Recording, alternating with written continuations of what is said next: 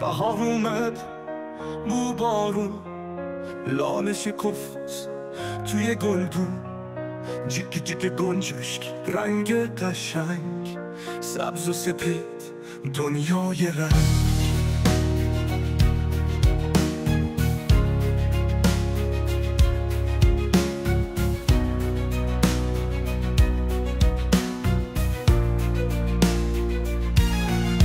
تابستون شد، ها خورشید، آب بازی، خنده پر امید، بستنی بازی، توپ و تناب، رنگی نکمون رو آسمون آب.